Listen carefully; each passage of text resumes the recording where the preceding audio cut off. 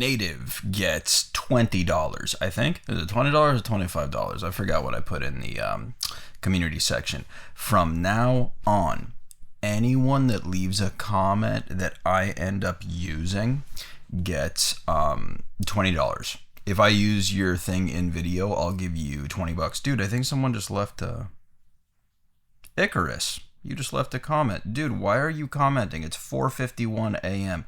I had to redo the video, so I'm actually recording this Saturday morning, 4:51 a.m.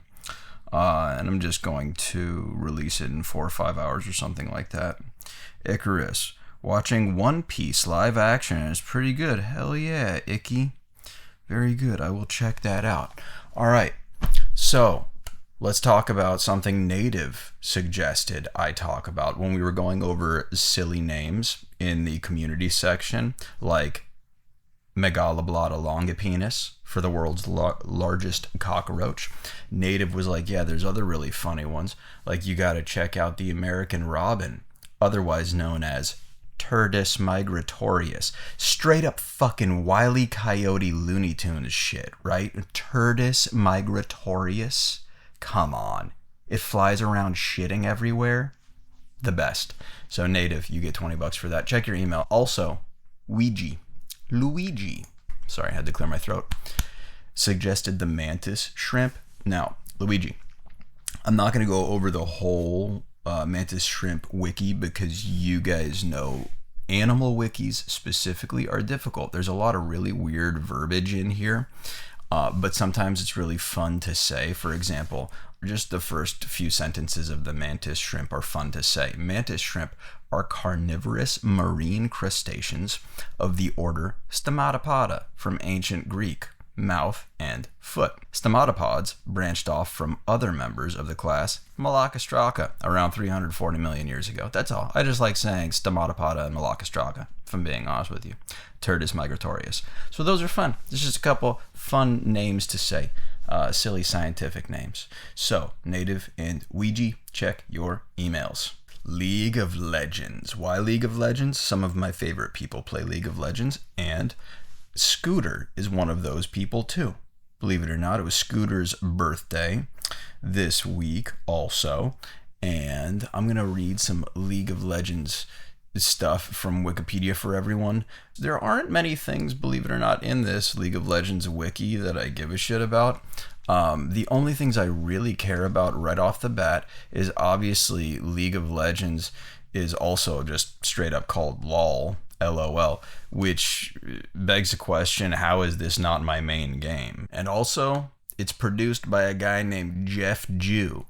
There's no way this is going to fail. Now, is Jeff Jew Jewish? I don't know, okay? Someone will have to ask him, but what I can tell you is whether he likes it or not, he's a literal Jew. You're not going to shake it. You bear the name, Jeff. Welcome to the family. I hear your game is phenomenal. 23 cool facts you may not know about League of Legends. This is from GameSpot, written by Matthew Walden on April 24th, 2015. So this is a little bit outdated, sorry. But let's do it. Zillion, is that how you say his name? Zillion is named after the game's design director. Zillion, the Great Chrono Keeper, is named after Tom Zilius Cadwell, a design director at Riot Games. Cadwell's got an impressive pedigree with a computer science degree from MIT and credits at Blizzard on Warcraft 3, The Frozen Throne, and WoW. Tom Zilius Cadwell. Number 2. The game references a 14th century Italian knight. The famous Italian fencing master Fiore de Liberi had a large influence on martial arts due mainly to his illuminated manuscripts, which have survived for over 600 years. In League of Legends, the character Fiora uses fencing as her fighting style, and she has a very familiar name. Tristana's Buster Shot is an homage to Mega Man. There's another blue action hero with a Buster Shot you might have heard of before. The resemblance is uncanny. Is that just speculation on this author this author's part, or is that really the Buster shot? Because I think this is the Buster shot. Anyway, 4. Hang out after you win with the Howling Abyss for a fun bonus. After you win the Howling Abyss, be patient for about half a minute, and the Ice Witch Lysandra will give you some cool narration in her frosty aristocratic accent. It was the best of times and the worst of times. It was the time of 3 sisters. Guys, I have to apologize. I don't play the game, so I don't know if the images that I'm going to be putting on the screen even make sense with the shit that I'm reading. You're welcome. 5. Nidalee, oh god. Am I saying this right? Kill me. Nidalee highly resembles Navis from the French graphic novel Navis Beacon Teaches Typing. I'm kidding, I'm an idiot. Wake, the novel Wake. Nidalee highly resembles Navis from the French graphic novel Wake. Navi? I don't know. I'm over names. While it hasn't been officially confirmed by Riot, the bestial huntress Nidalee could be based off Navis from the illustrated series Wake. Navis is a jungle dweller who just so happens to have a cougar-like companion. By the way, Nidalee is fucked up George R.R. Martin Natalie. Am I right? Singed is the OG champion. The mad chemist Singed has the distinction of being the early figurehead for champions in the game. Along with Annie, Scion, and Severe, he was one of the very first champions designed. League of Legends is the second highest paying competitive sport. League of Legends is the second most profitable game to play competitively in esports history, with nearly $20 million awarded in prize money since the game's release. That's more than the original Counter-Strike and StarCraft combined. That's crazy to me. Dude, it's still fucking crazy to see these game championships. I still trip out. I don't know if I've brought this up before. Fucking plug your ears, young people. Me and the old people have to reminisce about bullshit. You guys remember The Wizard with Fred Savage? Are you guys old enough to remember seeing the trailers for it in the fucking theater? And it fucking, the curtains open or whatever, and it was literally Super Mario Brothers 3 right there. But it was in a competitive, it was in a fucking esport setting. That was the first time a video game competition was ever even conceptualized, right? Someone fact check me on that, but because I don't remember. Come on, I was there at the fucking beginning, okay? Don't tell me about the fucking magic. I was there when it was created. Anyway, it's just crazy that it's become this like, and I put in the community section, I've been to RLCS. I love Rocket League. So does Tom. I could totally see going, hey, fucking Scoots, you want to go to a league tournament? I'll go to a league tournament with you. I don't know what the fuck's going on, but, I'll have fun. I'll go and chill with you there. Anyway, all right, let's continue. Aatrox.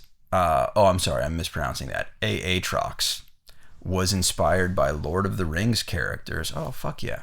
Mike Lego, a senior animator on League of Legends, stated that Aatrox's animations were inspired by Balrog and Sauron. Lego himself previously worked on Lord of the Rings games. Right on. Again, I don't know if that's even Aatrox in the picture. I'm doing my best. Number 9, you can make a Poro grow a black mustache.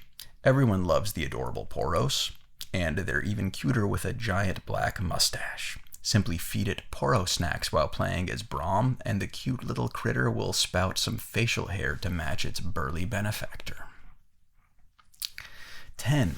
Zera, Cassiopeia, Fiora, Shivan. I'm going to go with Shivan. I'm going to assume she's from Melrose. And Elise share the same voice. These 5 characters are all performed by voice actress Karen Strassman. If she sounds familiar, it's because she's also worked on iconic anime like Gurren Lagann, Samurai Champloo, and Code Geass. Fuck the names today. This is what 10,000 LOL games looks like at the same time. Okay, I'll just put that there for you guys. Again, I have no idea how to read this stuff or if that's cool or not. I hope it's cool. The website Riftwalk has a cool feature that lets you map out player stats in League of Legends over time. The picture above is an aggregate, of 100,000 players in 10,000 games. Put a picture of that one more time. There, that's what it looks like. You're welcome. Number 12, Hotshot GG dropped out of college to play League of Legends. While it's typically advisable to stay in school, one of League of Legends' most iconic players, George Hotshot GG, help me with your last name, dude, Georgalitis? Sorry, dropped out of college to pursue a professional career in League of Legends. Youth is a huge factor in rapid reflexes and reaction speed. Go fuck yourself. So he struck while the iron was hot, and it served him well. Speculation, Your Honor. Number 13. He's fucking amazing, I'm sure. Leave me alone. Zach's squishes were designed with creative foley. Okay, this big fucking guy's name is Zach. Oh, this game is hilarious. According to renowned esports commentator Lee Smith, the sound effects for Zach's squishes were made from dog food and beans inside a condom slapped against a wall. Hats off to Riot for their disgusting ingenuity. Dog food and beans inside a condom slapped against a wall. I want you guys to think of that. For those of you that main with Zach, is Zach a champion? What is Zach? Anyway, condom filled with hot dog and beans. 14. Blitzcrank runs a dating service in his spare time. If you read up on any of the in-game lore, you'll find out in the Journal of Justice that the Golden Golem actually runs a chain of magic cafes where he offers fleshling compatibility services through which champions can engage instantaneous mating. Right on. Guy looks like Bumblebee, I think, kind of from the Transformers, right? Do I sound old as shit? Who is this? 15. Olaf the Berserker is also a character from the film Clerks. No way, dude. The fucking Berserker. Hey, Jake, are you fucking watching this? Alright, I definitely gotta play this shit. This is fucking hilarious. Silent Bob's cousin in the indie film Clerks is a strange guy obsessed with heavy metal band whose vulgar song lyrics are imprintable here. His spirit lives on in League of Legends. Hey, my love for you is like a truck, Berserker. Sorry. 16. Heimerdinger has probably read The Hitchhiker's Guide to the Galaxy. I gotta play this fucking game. The Reverend Inventor Heimerdinger's definitely the bookish type. When he says 42, there's just something about that number. He's referencing Douglas Adams' classic sci-fi novel. Look, I just fucking had that in the community section. 42 was literally one of the questions in the community section. As you may know, the number 42 is the ultimate answer to life, the universe, and everything. 17. Use the Jaximus skin to catch a touching tribute. In honor of Make-A-Wish patient who visited Riot Games, Jax will occasionally say, "Here's to you, kid," to honor his memory. Jax was his favorite character, and Riot used the Jaximus skin to raise money for the Make-A-Wish Foundation. Very cool. Very cool, very cool. 18. Korean LOL players make way more money than Americans. Okay, thanks. Thanks for that, rubbing it in our face. While American players can certainly hold their own in League of Legends, currently Korean players have won a collective total of over $5.5 million from competitions. That's 3 times as much money as Americans have won. Doesn't seem like that. Oh, this was 2015. This is old as shit. Yeah, this is old as shit. There's probably way more money that's been made since then. Uh-oh. Come on, I know this game. 19. The BF sword is an allusion to Doom's BFG 9000. No fucking way. The BF sword in League of Legends is a fairly expensive basic item that does about 50 attack damage. Maybe it fetches a premium price because it's got that 90s cool attitude straight from Doom's most over-the-top weapon. 20. Shaco, I don't know, is an anagram of chaos. Very cool. Very cool. It'd be Shaco then, probably, right? The demon jester has inspired enough creepy cosplay to deliver thousands of nightmares, but he's lighthearted enough to engage in wordplay too. That is a creepy motherfucker right there. Pretty badass though. Jinx dances like Jake from Adventure Time. YouTuber gamer Neil Always Lee T has produced a cool side-by-side comparison that shows these two definitely dance to the same drummer.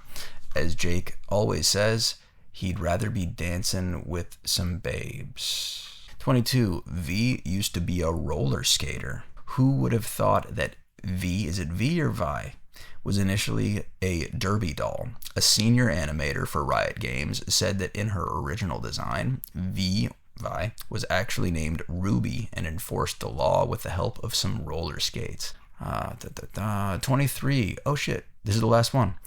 Cassidin. Am I saying any of these fucking names correctly? Might be the most frequently nerfed champion.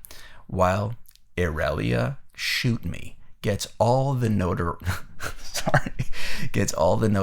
for nerfing, Cassidin's actually had his skill set swatted down more often. He recently had his cooldown time increased by 8 seconds. The poor guy can't catch a break. That would fucking bug me if I was maining with this guy and you're doing that shit to my cooldown times and everything.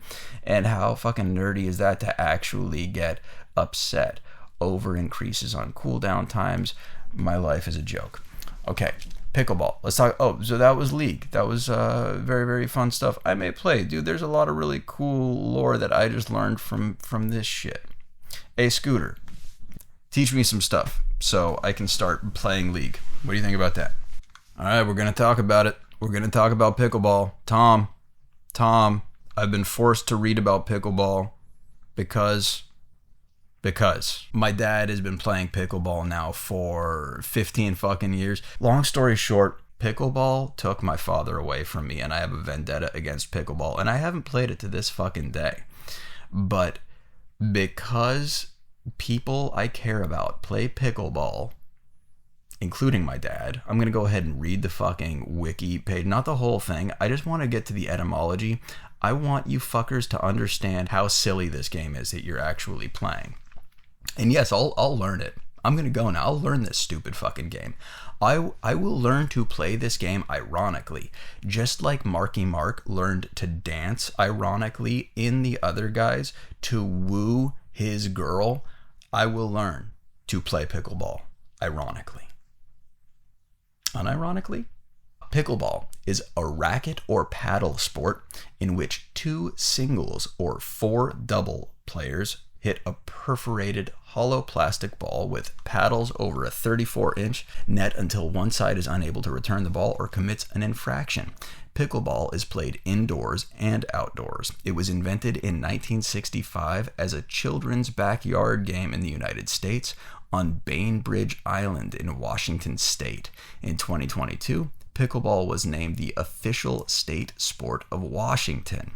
While it resembles tennis and table tennis, pickleball has specific rules, paddles, and court dimensions. The court is 44 feet long and 20 feet wide, and the paddle is larger than the one used in table tennis. The hard plastic ball used in pickleball produces less bounce than tennis balls.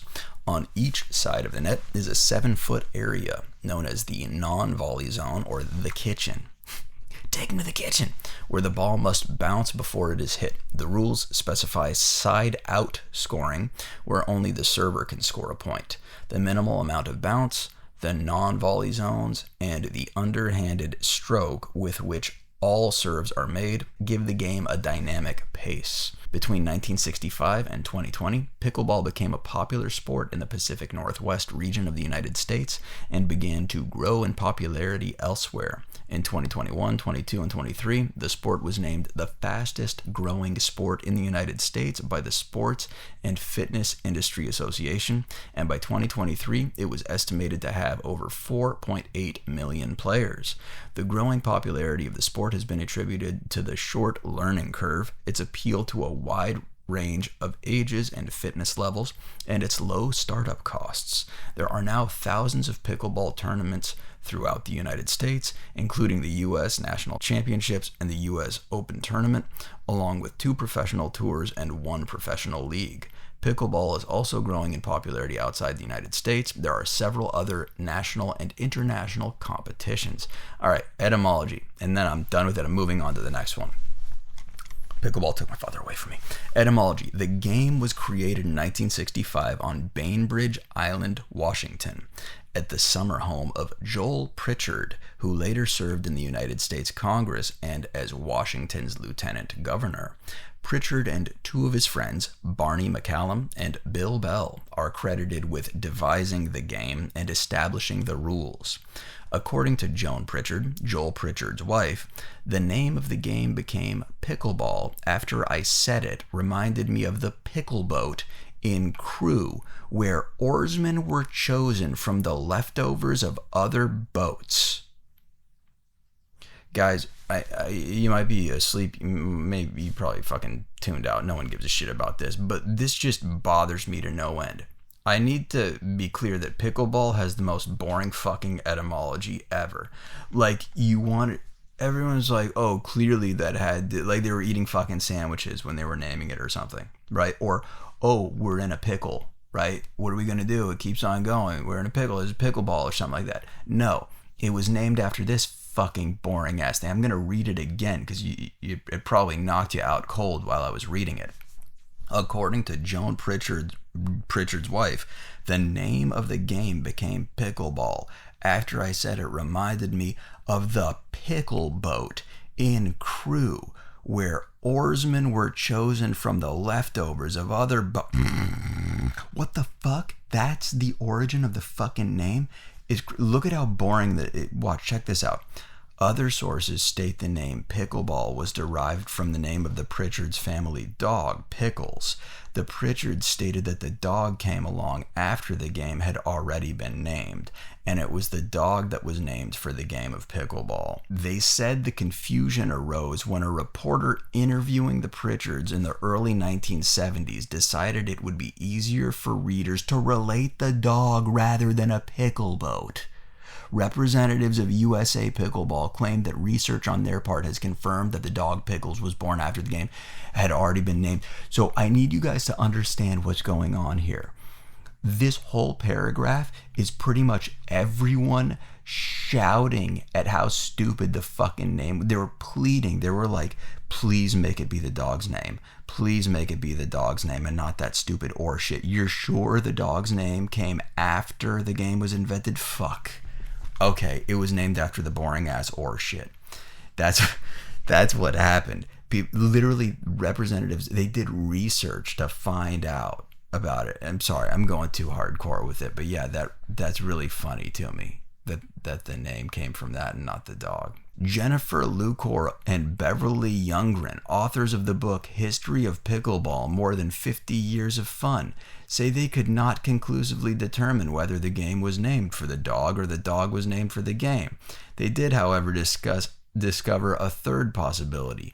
Bill Bell claimed that he had named the game because he enjoyed hitting the ball in a way that would put his opponent in a pickle. Shortly after the game was invented, some of its inventors and their friends brought pickleball to Hawaii, where the game became known as puka ball. Puka, meaning hole in Hawaiian, was at first used to refer to the ball, since pickleballs have numerous holes, and later used to refer to the game itself. Okay, and then history, invention. When Pritchard and Bell returned from golf one Saturday afternoon in 1965, they found their families bored. They had attempted to set up badminton, but no one could find the shuttlecock. Awesome name. Pritchard and Bell challenged their kids to devise their own game. The adults and kids ended up at the badminton courts and began experimenting with different balls and rackets, including table tennis paddles.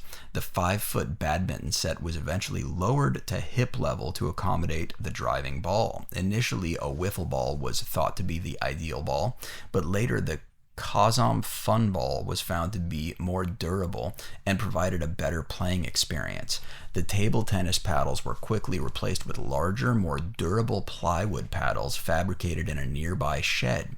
McCallum continued to experiment with various paddle designs in his father's Seattle basement workshop. One paddle, he called the M2 or McCallum 2, became the paddle of choice for most early players of the game. Pickleball Inc. I didn't think I was going to read this much about it, but now I'm actually kind of intrigued by it. Pickleball Inc. Soon after its creation, pickleball became popular with local neighbors and relatives of the inventors. In 1968, Pritchard, along with McCallum's son David and 2 other friends, formed Pickleball Inc. The company filed its first annual report in 1972. Around the same time, they trademarked the name Pickleball. The company manufactured wooden paddles and pickleball kits to satisfy the demand for the sport. Interest in pickleball continued. Fuck it, I'm done. I'm over it. I want steak. Thank you. I want to go. I want to eat steak, but I have to talk about this 95-year-old first. Yes, I'll learn pickleball. Hey, Triforce of Stupidity, assemble. Let's fucking go learn pickleball at the fucking place. Huh? Let's go. We can do that shit. That can be our, activity. We can do that shit. Along with League. You got to teach me how to play League, Scooter. Okay. Let's move on to this thing. I really liked this article off of CNBC. It's called My 95-Year-Old Japanese Grandfather is a Former Cardiologist. His 8 Non-Negotiables for a Long, Happy Life. That's the longest title ever. By Mika Cribbs. Hey, Mika, do you live in LA? Wherever you live, with a name like Mika Cribbs, how are you not a realtor? You should be a realtor. Okay, here we go. Reizo, 95 years old. Look at him with it. He looks great. That's a fantastic view. Okay, that's Osaka. We're looking at him walking around Osaka, Japan. This summer, I visited my 95-year-old grandfather in his hometown of Osaka, Japan. I wanted to spend more time with him and learn about the activities that keep him so healthy and happy. A retired cardiologist, his creative, community-driven outlook and a purposeful way of living have always inspired me. He's a great example of how to age gracefully. Here are his 8 non-negotiables for a long and happy life. 1. He takes an early morning walk. My grandparents are early risers. By 5 a.m., they've already begun their morning stroll. They usually walk for 30 minutes to an hour and get in at least 7,000 steps. Whether they're hiking mountainous trails to the Minnow Falls, don't know how to pronounce it, sorry, or doing laps around the Ikeda, that would be Ikeda, I think, neighborhood. My grandparents use their walks to start their days from a place of strength. Cool. No promises, but cool. 2, he does an intentional workout. After his walk, he does a tailored workout routine. He starts by stretching, then does a series of strength training and balancing exercises. He carefully chooses different exercises every day based on his abilities and needs to ensure he stays active without straining his body. I really like this. I personally don't have a routine. I really like the kind of no routine, maintain as needed kind of thing lately. Yeah, like this. I just kind of fucking stretch whenever. Just kind of do it so it feels good. Okay. 3, he connects with loved ones on social media. After he completes his workout, he pulls out his laptop and logs into Facebook and Instagram. Hell yeah. Studies have found that social isolation of older adults results in high rates of loneliness, particularly among older men. My grandfather has my grandmother to boost his emotional well-being, but he also maintains his strong ties to people in his global community, including his grandchildren in the U.S., through his time online. 4, he writes in his blog. Since 2014, he has spent a few minutes almost every day writing his thoughts, experiences, and insights on his blog. It now has well over 1,000 posts. It's easy to lose our drive when we don't see immediate results, but my grandfather's blog is a culmination of a few minutes of writing spanned over several years. It's a good reminder of the value of small, consistent actions. 5, he creates art. My grandfather is an accomplished artist. Every day, he sits down and draws his self-portrait. Okay, It's a little... That's something. I'm sure you have your reasons. As he carefully sketches each line, shading and detail, he uses the time to get a better understanding of himself. Oh, there you go. To get a better understanding of himself. That's why I can't imagine sketching myself. Badass artist, though. Holy shit. One of my friends' grandmothers lived to a really old age, and she was excellent with clay stuff, with pottery and clay figures. And up until, just like I said, pushing 100, she was into making these things. She was very artistic, and she would just do that throughout the day, and happy as hell doing it. A craft is necessary, I think, when you get older. I think it's important to, like, some sort of a skill, cultivate some sort of a skill, and just do the shit out of that. I think that's why there's so many centenarian gardeners, maybe. Anyway, I'm going in the weeds here. 6, he makes time for new hobbies. During the pandemic, my grandfather started gardening. Look at this. After being inspired by the flowers and plants he saw on his walks. And at my grandmother's suggestion, he started playing the recorder, a woodwind musical instrument, because he thought it would help with his breathing and swallowing. This guy's a fucking legend, dude. Unafraid to keep doing new shit. It's never too late to learn new skills. I love how my grandfather remains open-minded and adventurous, always seeking novel experiences to fuel his curiosity, and is never afraid to fail. 7, this is awesome. He takes multiple naps. After all that exercise, he makes sure to stop and refuel several times per day in order to maintain his energy. He usually takes his first half-hour nap in the morning, around 8 or 9 a.m., and often falls asleep again in the afternoons while reading. I fucking love this guy. His self-awareness to know when to take these breaks has been a major contributor to his longevity. Guys, the healthiest people that I know are the people that get the most sleep. Get the sleep. Take the naps throughout the day. Please, be rested. 8, he eats in... This is so good. He eats indulgent meals. Again, guys, he's 95 years old. Okay? There's only so much I give a shit about study after study after study before I run into some fucking centenarian or 90-year-old or 95 or 96-year-old that just tells me, hey, listen, the studies are bullshit. I've been doing X, just do that. I'm going to listen to the old guy because he did it. What do you want? It's like I have to listen to the person that actually did it. What, are they fucking lying to me? Is the 100-year-old lying to me about everything they did to get to that point? No, they're not going to fucking lie. I highly doubt the 100-year-old is going to lie to the younger generation about the advice and the things that they've done to get to where they're actually at. That's why I like centenarian studies so much. That's why I like listening to old people. Okay? Anyway, I'm sorry I'm so wordy. This is it pretty much. He eats indulgent meals. My grandfather is incredibly active, but he also has a real love for life's pleasures, including savoring red meats, cheeses, and drinking fine wines. This dude is my spirit animal. However, on the healthier side, my grandmother always serves a variety of vegetables in her home-cooked Japanese meals, like her delicious curry. I fucking love curry. While Western norms might label some of his dietary choices as unhealthy, his exceptional well-being at 95 is a testament to the fact that many different factors contribute to longevity, and balance is perhaps the most important. Look at them. Look at this adorable couple. Look at that. Hot tea. Oh, my grandparents end every meal with hot tea, which aids digestion and calms the body. All right. Legends. In Japan, we have a concept called ikigai, or a sense of purpose. There is no single precise set of instructions for good health and happiness.